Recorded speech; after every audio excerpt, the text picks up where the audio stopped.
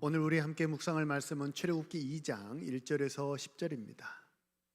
출애굽기 강의 두 번째 시간, 우리 출애굽기 2장 1절에서 10절의 말씀 우리 찾으셨으면 함께 읽겠습니다. 2장 1절입니다. 레위 가족 중 한 사람이 가서 레위 여자에게 장가들어 그 여자가 임신하여 아들을 낳으니 그가 잘생긴 것을 보고 석 달 동안 그를 숨겼으나 더 숨길 수 없게 되매 그를 위하여 갈대 상자를 가져다가 역청과 나무 진을 칠하고 아기를 거기 담아 나일 강가 갈대 사이에 두고 그의 누이가 어떻게 되는지를 알려고 멀리 섰더니 바로의 딸이 목욕하러 나일 강으로 내려오고 시녀들은 나일 강가를 거닐 때 그가 갈대 사이에 상자를 보고 시녀를 보내어 가져다가 열고 그 아기를 보니 아기가 우는지라 그가 그를 불쌍히 여겨 이르되 이는 히브리 사람의 아기로다. 그의 누이가 바로의 딸에게 이르되 내가 가서 당신을 위하여 히브리 여인 중에서 유모를 불러다가 이 아기에게 젖을 먹이게 하리이까.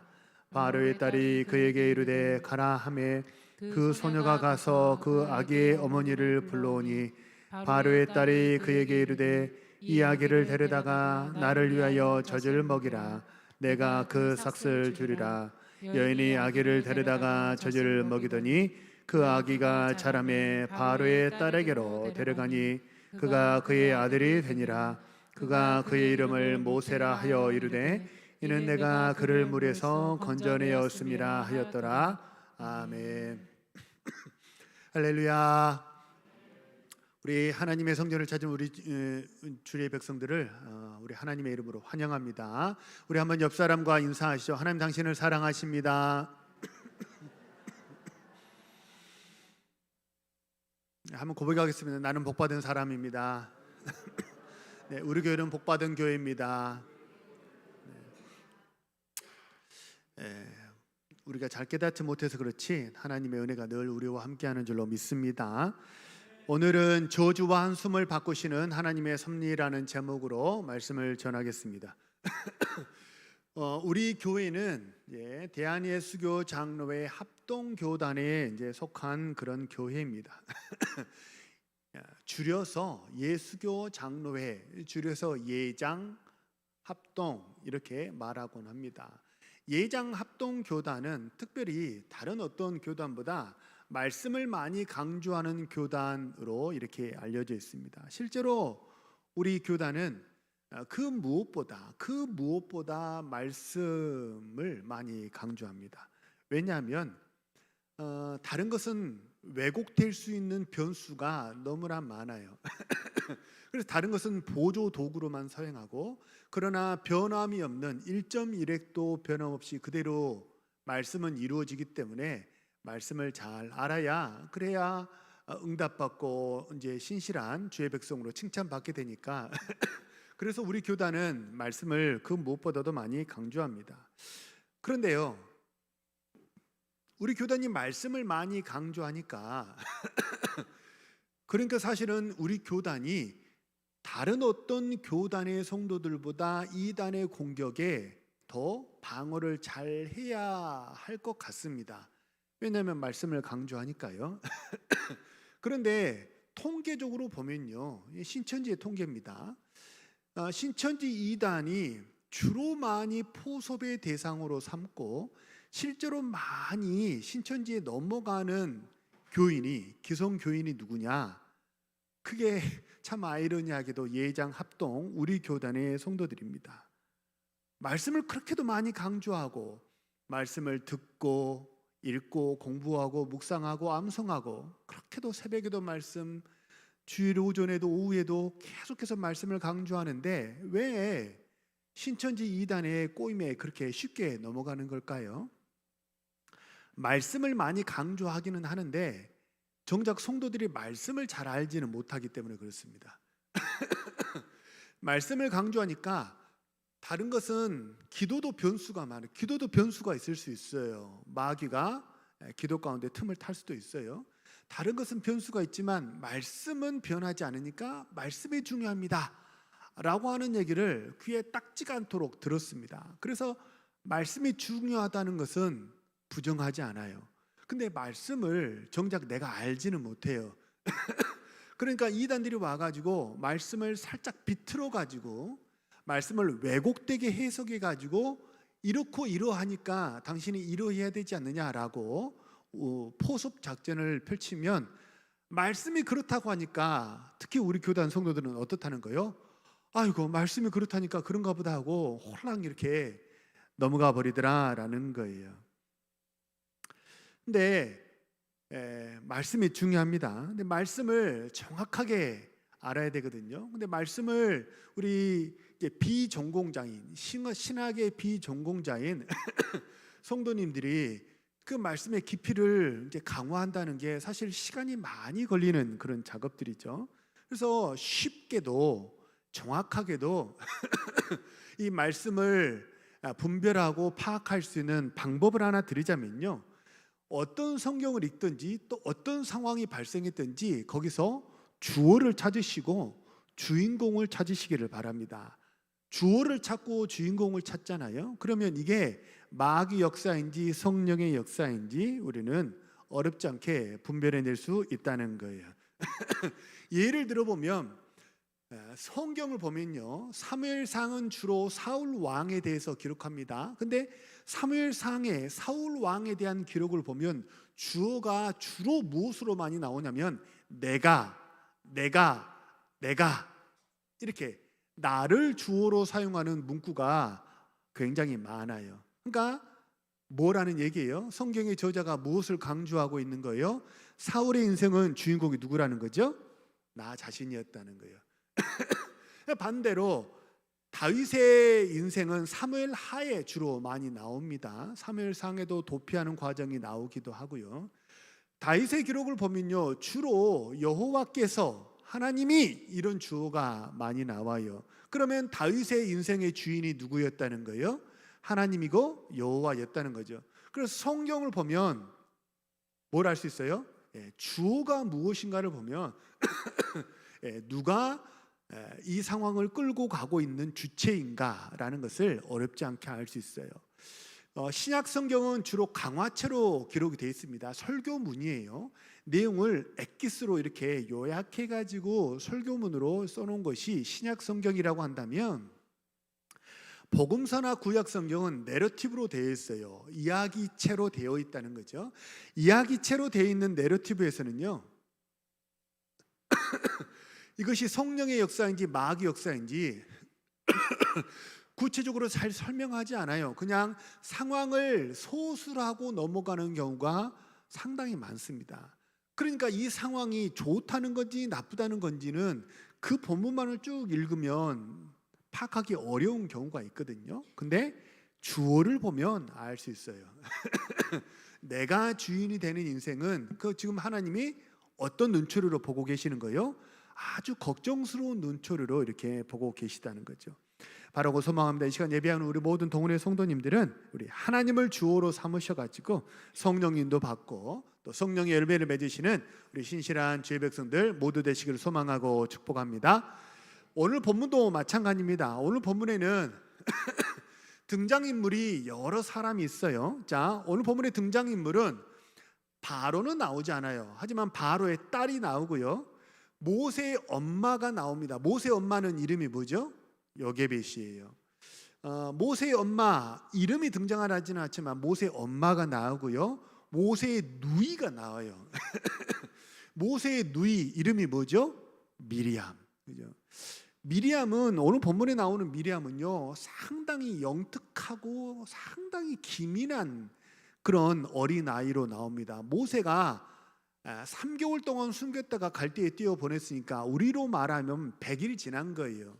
그러면 동생이 100일 지났으니까 누나는 나이가 돼봐야 몇 살 됐겠어요? 이제 유치원생, 많아야 유치원생 되지 않았겠습니까?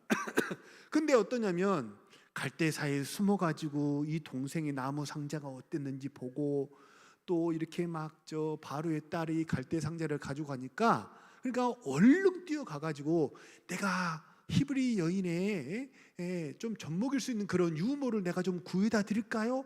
이렇게 막 아주 대담하고 아주 기민하게 행동을 해요. 우리가 미리암 그러면 모세를 대적했다가 구스 여인을 부인으로 삼은 것을 지적했다가 문둥병 들은 사건, 그것만 기억하잖아요. 근데 이 어렸을 때의 미리암은 정말 영특하고 아주 기민한 그런 어린아이로 오늘 본문에 묘사가 돼요. 자, 바로의 딸도 나오고요, 모세 엄마도 나오고 모세 누나도 나옵니다. 근데 오늘 본문에 꼭 나와야 될 것 같은데 나오지 않는 분이 하나 있어요. 누굴까요? 대개 성경 퀴즈에서 누굴까요? 그러면 하나님, 예수님, 성령님 그러면 거의 정답이에요. 그렇잖아요? 오늘 본문에 나와야 될 것 같은데, 근데 하나님, 예수님, 성령님인데 구약 성경은 하나님이 많이 나오고 복음서는 예수님이 많이 나오고 서신서에는 누가 많이 나와요? 성령님이 많이 나오죠. 그러니까 지금 구약이니까 하나님, 예수님, 성령님 중에 뭐가 정답이에요? 하나님이죠. 하나님이 나와야 될 것 같은데 오늘 본문에는 하나님의 하자도 나오지 않아요. 하나님은 눈에 보여요, 안 보여요? 보이지 않아요. 암담한 현실만 보이고 답답한 현실만 보이고 고통스럽고 절망의 상태만 눈에 보이고 사람들만 눈앞에서 계속 왔다 갔다 하거든요. 하나님은 보이지 않아요. 하지만 믿음의 눈을 들어서 보면 이 모든 상황을 주도하시고 주관하시고 이끌어 가시는 하나님을 우리 눈으로 배울 수 있을 줄로 믿으시기를 바랍니다. 세상에는 보이지 않는 세력이 두 개 있거든요. 하나는 하나님의 백성들을, 사람들을 사망에서 생명으로 구원하려고 하는 하나님이 하나의 세력이고요, 또 하나는 정반대로 어떻게 해서든지 하나님의 백성들을, 사람들을 사망에 빠뜨리고 절망에 빠뜨리려고 하는 악의 세력이 있어요. 태초로부터 이제 어떠냐면 이 마귀가 하나님을 배신하고 또 교만이 들어간 그 이후로부터는 하나님과 이 마귀가 계속해서 충돌을 하고 싸우는 거죠. 자, 그러면 성경책을 읽을 때, 특히 내러티브, 이야기체로 되어 있는 성경을 읽을 때 이게 누가 이 본문을 주도하고 있는지를 알려면 주어를 보라고 그랬잖아요. 근데 현실의 상황 속에서는 이게 글이 아니니까 주어를 찾을 수가 없어요. 그때는 하나님의 역사인지 마귀 역사인지 어떻게 알 수 있느냐? 열매를 보면 알 수 있어요. 그게 양태론적으로 주체를 분별하는 하나의 영적인 분별법이라는 거예요. 자, 양태론으로 분별하는 방법. 자, 뭐냐면 죄짓게 하고 두렵게 하고 괴롭게 하고 무겁게 해요. 그건 누구 역사예요? 하나님 역사예요? 성령의 역사예요? 마귀 역사예요? 마귀 역사예요. 제가 지난주 출애굽기 이제 시작하면서 말씀을 드렸지만 출애굽기 1장에 본문에 족보가 쭉 나온 다음에 우리가 살펴봤던 본문에 무겁게 하다, 괴롭게 하다라는 말이 4번이나 반복됐다고 그랬잖아요. 그러니까 바로 왕이, 출애굽기에서는 바로 왕이 악의 세력의 졸개로, 앞잡이로 이렇게 등장을 해요. 그러니까 바로 왕이 하나님의 사람인지 마귀 사람인지 어떻게 알 수 있어요? 양태론으로 보면 되는 거예요. 이 사람이 기쁘게 하냐 아니면 슬프게 하냐, 괴롭게 하냐, 가볍게 하냐 무겁게 하냐, 이걸 보면 된다는 거예요. 반대로 하나님의 백성은, 성령 하나님은 어떻게 하고 성령의 일꾼은, 하나님의 일꾼은 어떻게 합니까? 평안하게 하고 강건하게 하고 또 어떠냐면 불평하는 게 아니고 감사하게 해요. 그건 성령의 역사입니다. 그래서 마귀 역사는 죄짓게 하고 두렵게 하고 괴롭게 하고 무겁게 해요. 다 색채가 어떤 색채예요? 다크해요. 어두워요. 침울하고 우울하고 암울해요. 그러니까 그리스도인이 표정이 어둡잖아요. 이게 결코 좋지 않아요. 그러니까 조증이 돼야 된다는 게 아니고 울증은 아니라는 거예요. 반대로 성령의 역사하면 평안하게 하고 감사하게 하고 기쁘게 해요. 지난주 설교 제목이 뭐였어요? 기쁘게, 즐겁게, 감사하게. 지난주 설교 제목이 뭐였어요? 기쁘게, 즐겁게, 감사하게. 색채가 어때요? 어두워요, 밝아요? 밝아요. 그러니까 복음은 복음은 성령의 역사는 하나님의 사람은 표정이 밝아요. 왜냐하면 빛이 우리 안에 들어있기 때문인 줄로 믿으시기를 바랍니다. 그래서 출애굽기에서는 좀 대리전이 벌어지고 있거든요. 그러니까 하나님과 마귀는 전면에 오늘 본문에 등장하지 않아요. 하나님의 하자도 없어요. 하지만 하나님의 사람과 마귀의 사람이 갈등하고 대립하는 대리전 양상인데, 마귀의 앞잡이로는 누가 나오냐면 바로가 나오고요, 하나님의 일꾼으로 누가 나와요? 1장에서는 누가 나왔냐면, 제가 설교를 썼다가 설교 본문이 내용이 너무 길어져 가지고 탁 빼버린 내용이 산파 이야기예요. 산파 이야기. 산파들이 하나님을 두려워함으로 바로의 명령을 거역하고 히브리 사내 아이를 살렸다 그러거든요. 거기서 두려워하다라는 말이 뭐예요? 자, 오늘 우리 강대상 오른편을 보면 경외가 나오죠. 경외가 뭐냐면 두려워하다예요. 그 단어예요. 경외는 두려움과 사랑함, 기쁨, 편안함, 이게 교묘하게 딱 절묘하게 결합되어 있는 게 경외예요. 그러니까 히브리 산파들이 어땠다는 거예요? 여호와를 경외해서 하나님을, 사람의 말을 무서워하기보다 하나님 말씀을 듣고자 하는 마음으로 사람 죽이지 않고 살렸다는 거죠. 그래서 히브리 산파가 1장에서는 하나님의 일꾼으로 대리전을 치르고 있고요, 2장에서는 오늘 본문에서는 누가요? 제가 앞서 설명한 대로 모세의 누나 미리암이 아주 영특해요. 아주 기민해요. 그래서 웅크리고 가만히 어떡하지 내 동생 어떡하지 이렇게 발만 동동 구르고 있지 않아요. 복음은 뭐냐면 역동적입니다. 일하게 하고 아이디어를 주고 일하게 하고 적극적이고 능동적으로 문제를 해결하게 하는 게 복음이라는 거죠. 우리도 마찬가지입니다. 내 입술의 모든 말과 내 마음의 묵상이 어떻게 되기를 원해요? 나의 입술의 모든 말과 나의 마음의 묵상이 주께 연락되기를 원하네. 이 찬양 같이 부른 사람은 약간 우리는 동시대를 살고 있다고 말할 수 있어요. 알았어? 은혜 집사님 알았어요? 저 누구지? 알았어? 알았어 몰랐어? 여진 청년은 알았어 몰랐어? 그러니까 세대가 다른 거야. 은혜 집사님은 우린 같은 세대야. 괜히 따라 불렀다는 생각이 좀 드네. 내 입술의 모든 말과 나의 마음의 묵상이 어떻다는 거예요? 그거를 열매가 뭔지를 한번 보세요. 내가 하는 말과 나의 생각을 쭉 한번 시뮬레이션 해보세요. 한번 펼쳐보세요. 어떤 열매가 나오는지, 어떤 색깔이 나오는지 한번 보세요. 나의 생각과 내 말을 쭉 늘었을 때 근심하게 합니까? 즐겁게 합니까? 나도 이웃도 근심해요? 즐거워요? 무거워요? 가벼워요? 평화예요? 아니면 분쟁이에요? 사망이에요? 생명이에요? 이걸 보면 내 머리에 생각을 넣어주고 내 입술에 말을 지금 하게 하는 주체가 누군지 양태론적으로 분별할 수 있다는 거죠. 바라고 소망하는 우리는 모두 구원받은 하나님의 자녀인 줄로 믿습니다. 우리는 하나님의 자녀니까 우리는 살리고 평안하게 하고 강건하게 하는 그런 성령의 열매를 맺으시는 우리 사랑하는 모든 주의 백성들 되시기를 소망하고 축복합니다. 아멘입니까? 아멘. 자, 모세의 부모는요 바로 왕의 핍박을 피해 가지고 3개월 동안 어찌 집에서 모세를 키웠다. 성경 그렇게 얘기를 해요. 근데 3개월이 지나니까 100일이 지나니까 아이의 움직임도 왕성해지고 목청도 커지면서 도저히 집에서 기를 수가 없어서 모세를 갈대로 만든 상자 박스에 넣어가지고 나일강에 띄워보냈다. 이렇게 얘기를 해요. 우리도 그렇습니다. 내가 노력하지 않아서가 아니고요. 내가 노력하지 않아서가 아니고요. 내가 아무리 힘을 다하고 지혜를 다하고 기도하면서 열심히 사명을 감당하고 내 앞에 막혀있는 이 문제를 해결하려고 그렇게 부단히 애를 써도 한계점에 다다를 때가 있어요, 없어요? 있다는 거예요. 그때 너무 자신을 자책하지 마세요. 내가 너무 기도를 안 해서 그런가? 내가 믿음이 없어서 그런가?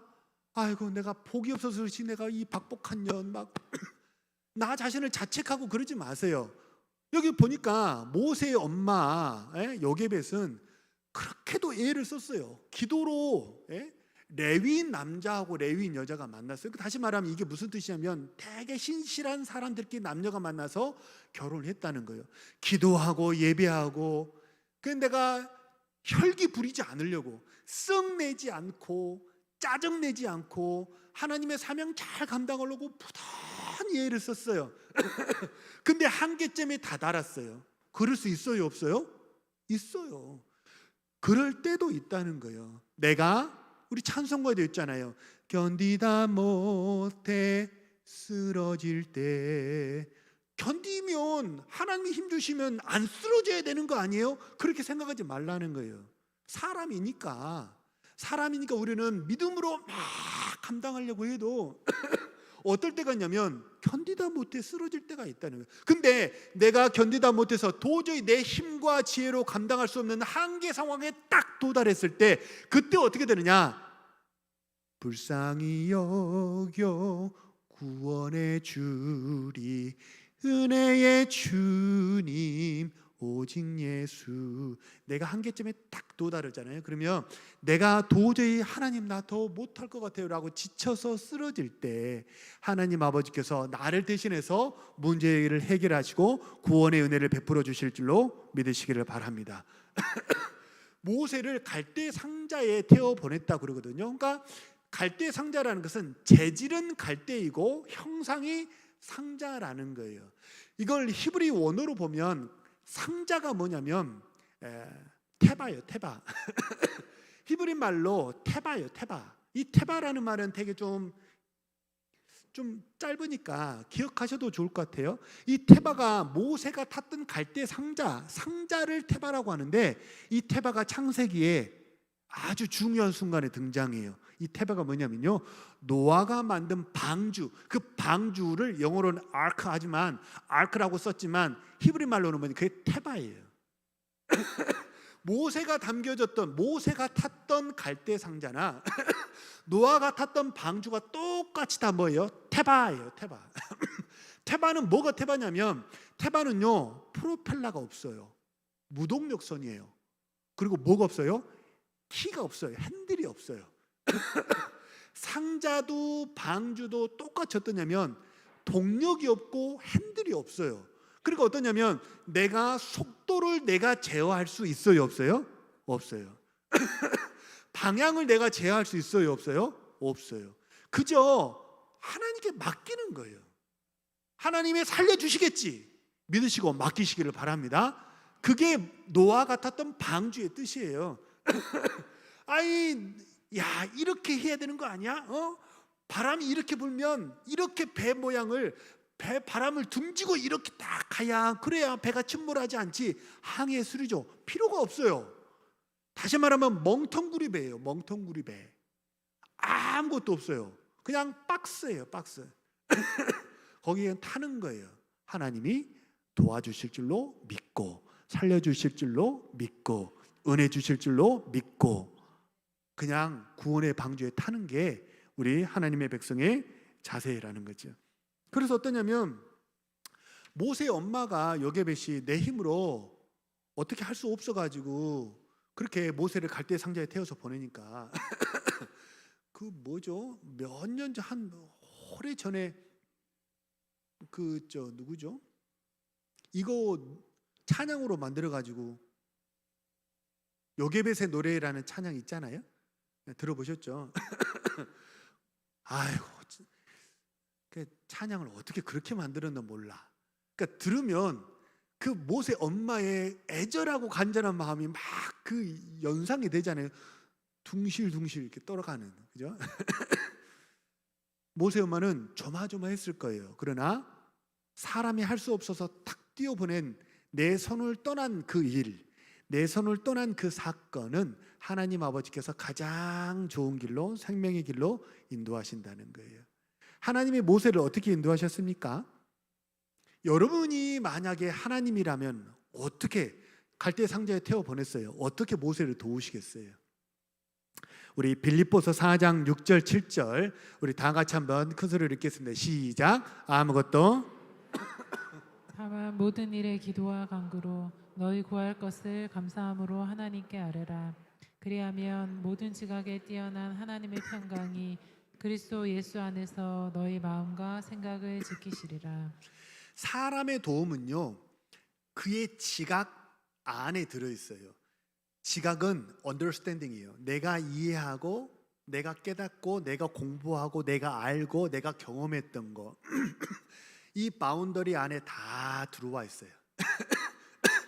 사람의 도움은 그래요. 그러니까 내가 누군가를 돕는다면 내가 좋았던 방식으로, 내가 배웠던 방식으로, 내가 경험했던 방식으로 다른 사람을 도와요. 근데 하나님이 사람을 도우시는 방법은 어떻게 하냐면 반전이에요.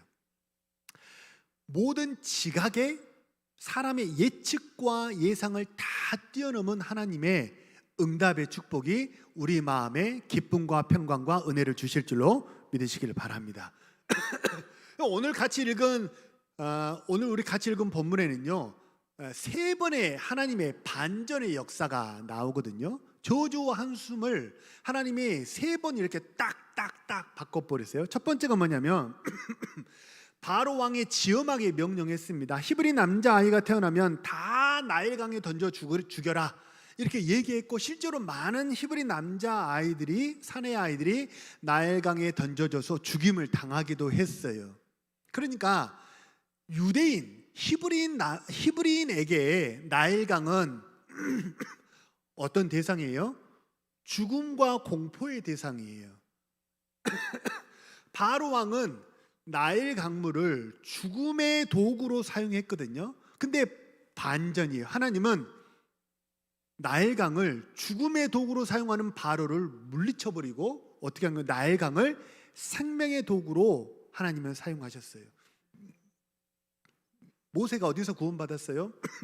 그 나일 강물에서 구원받았잖아요. 그 죽음의 강물이 생명의 강물로 하나님은 딱 이렇게 바꿔버리셨어요. 두 번째, 바로 왕이 히브리 민족의 사내 아이를 죽이라고 명령했어요. 그러면 바로 왕의 딸은 바로 왕의 최측근입니다.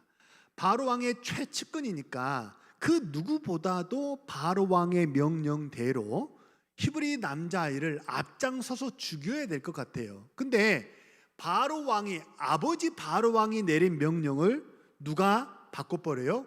바로의 딸이 바꿔버려요.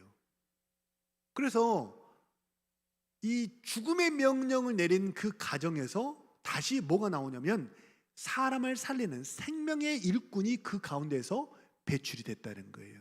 그게 하나님의 아이러니이고 그게 하나님의 두 번째 반전입니다. 세 번째는요, 만약 모세 엄마 요게벳이 그래도 모세를 떠나보내지 않고 집에서 모세를 키우려고 했다 그러면 지금 우리 이제 육아하는데 돈이 얼마나 많이 들고 얼마나 많은 손길이 필요한지 잘 아시잖아요. 자, 모세 엄마가 요게벳이 집에서 모세를 키우려고 했다면 그 분유값이 얼마나 들어가며 얼마나 많이 피곤하고 얼마나 많은 일이 생기고 게다가 누가 들을까 얼마나 많이 조마조마했겠어요. 근데 하나님이 모세를 딱 구원하신 이후로 모세가 어디서 자랐어요? 바로의 왕궁에서 자랐어요. 누구의 젖을 먹고? 엄마 요게벳의 젖을 먹고 자랐어요. 그러니까 이게 아이러니가 뭐냐면 집에서 내가 육아했다면 내 돈 들여서 모세를 육아하는 건데 바로 왕궁에서 모세를 육아하니까 내 돈이 아니라 누구 돈이에요? 바로의 돈으로 바로의 복지시설을 다 누리면서 아주 편안하게 모세를 육아하게 되었다는 거예요. 이게 하나님의 아이러니이고 하나님의 반전이에요. 믿으시기 바랍니다. 제 아무리 악한 영이 사망의 권세가 우리를 덮쳐서 우리를 죽이려고 할지라도 하나님은 그것을 선으로 바꾸셔서 우리를 복되게 인도하실 줄로 믿으시기를 바랍니다. 그게 뭐냐면 모든 지각에 뛰어난 하나님의 응답이에요. 하나님의 반전이라는 거죠. 하나님과 늘 함께 하시길 바랍니다. 그래서 답답했던 문제가 축복의 기회로 바뀌는 그 반전의 은혜와 축복을 누리시는 우리 사랑하는 모든 주의 백성들 모두 되시기를 소망하고 축복합니다. 5절을 한번 보면요, 5절을 보면 바로의 딸이 목욕하러 나일강으로 내려왔다 그래요. 한번 제가 여쭤볼게요. 생각해 보세요. 바로 왕궁에 목욕탕이 몇 개나 있었을까요? 알 수 없어요. 근데 알 수 없지만 목욕탕이 많았을까요? 적었을까요? 엄청 많았겠죠. 그러니까 바로 왕궁에 지천에 널린 게 목욕탕이에요. 그게 좀 부자일수록 화장실도 많고 목욕탕도 많고 그러잖아요. 바로 왕궁에 목욕탕이 그렇게나 많은데 바로의 딸은 왜 굳이 그 많은 목욕탕 내버려 두고 나일강에 와서 목욕했을까요? 당시 이집트 사람들의 문화를 좀 이렇게 엿봐야 되는데요. 당시 이집트 사람들은 이 나일강의 범람이 처음에는 재앙이었지만 이 나일강의 범람으로 토지가 비옥하게 되었고 또 나일강의 범람을 예측하려고 하다 보니까 과학기술과 문명이 측량술, 천문학 이런 것이 발달을 했거든요. 그러니까 이집트 사람들은 처음에는 나일강이 애물단지라고 생각을 했다가 시간이 점점 지나면서 나일강의 범람 때문에 이 나일강 때문에 풍년이 자꾸 드는 거예요. 그래서 이 나일강을 뭐라고 생각했냐면 나일강을 아주 생명과 부활의 원천으로 숭배하는 그런 문화가 이집트 사람들에게 있었다고 그래요. 그래서 출애굽 당시에 하나님이 바로 왕의 권세, 이집트에 역사하는 모든 우상들을 하나님이 하나씩 부시고 박살내는 그런 하나님의 장면이 뭐냐면 10가지 재앙이에요.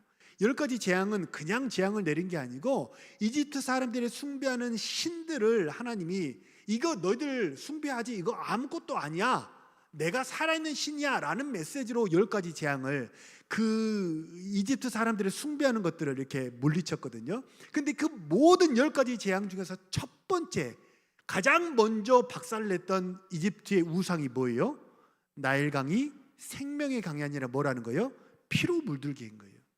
피, 개, 이, 파, 악, 도금의 흑장 10개 중에서 제일 먼저 나오는 게 나일강이 피로 물들게 하는 거예요. 나일강이 너희들을 복준다고?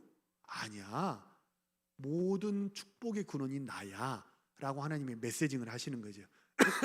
어쨌든 이집트 사람들은 나일강을 숭배하는, 생명과 부활의 원천으로 숭배하는 그런 문화가 있었고요. 특별히 아이를 낳지 못하는 여인들 같은 경우는 나일강의 신에게 기원한다는 종교적인 의미로 나일강에 와가지고 목욕하는 그런 풍습들이, 그런 종교적인 예식들이 행해졌다 그래요.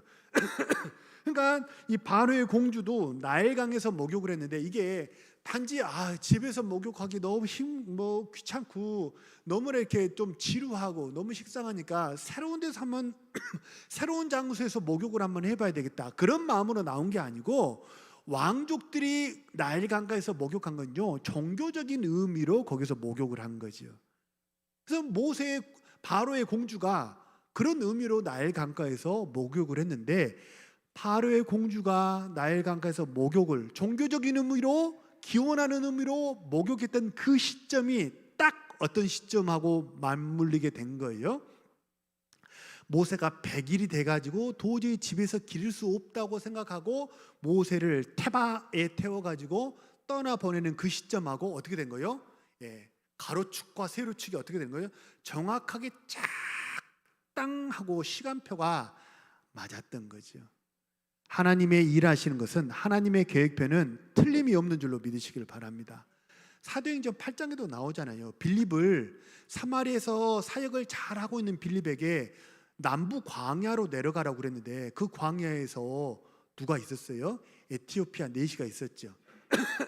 그러니까 빌립은 세로로 내려가는 시점이었고 에티오피아 내시는 예루살렘에서 경비하고 다시 에티오피아로 가던 도중이니까 가로와 세로가 이렇게 만난 거예요.